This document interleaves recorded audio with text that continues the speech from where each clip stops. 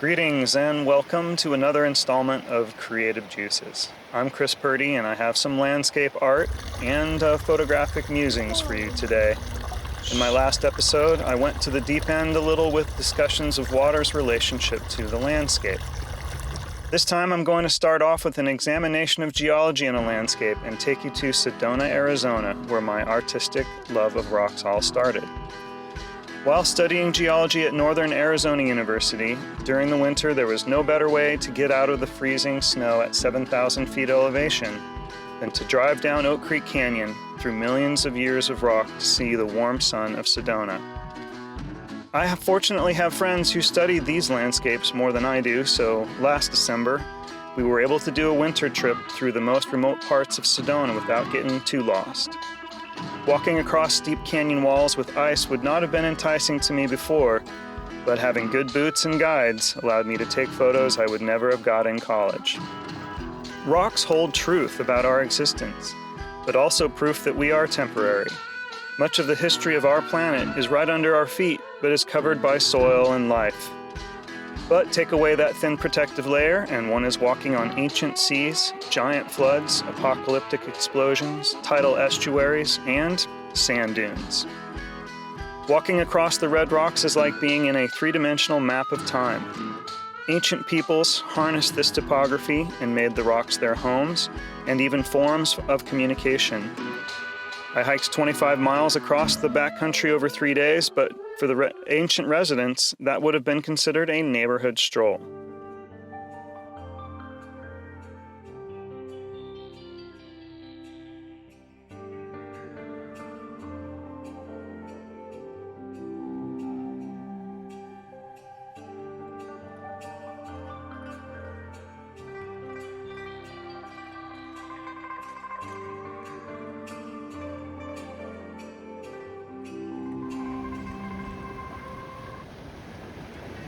After walking across the bones of the earth, I returned to the coast for a short road trip down Highway 1.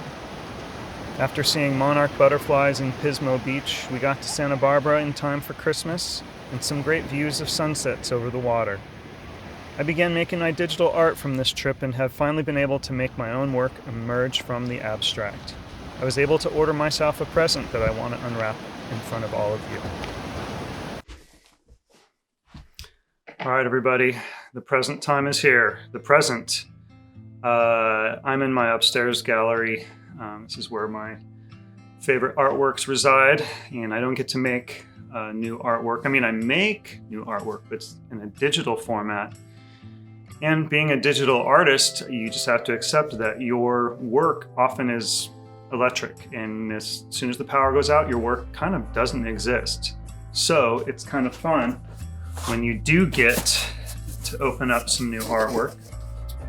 I ordered a large print for myself and my wife. This is for our own collection. It's kind of odd that, I don't get to collect my own art, but occasionally it's so beautiful I just got to get it made. Now, there is amazing technology for printing these days, including multiple surfaces, wood, canvas, but I've been looking at aluminum and dye bond. I've been hearing about. It's expensive, very durable. It'll last through whatever apocalyptic futures we might be seeing. But I got a large 30 by 24 print of one of my recent pieces this last Christmas holiday from Pismo Beach, and I get to see it for the first time. You guys get to join me on this. It's my big YouTube moment. But I exist, or my artwork exists virtually.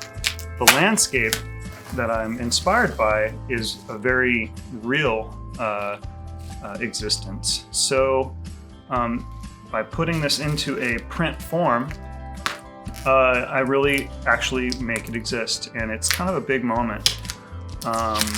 And you get to see it here in just a second. Glad it's well packed. I used white wall. I don't know. We'll see how it goes. See if they didn't mess it up. This could be a very disappointing episode. So, all right, let's see what we got.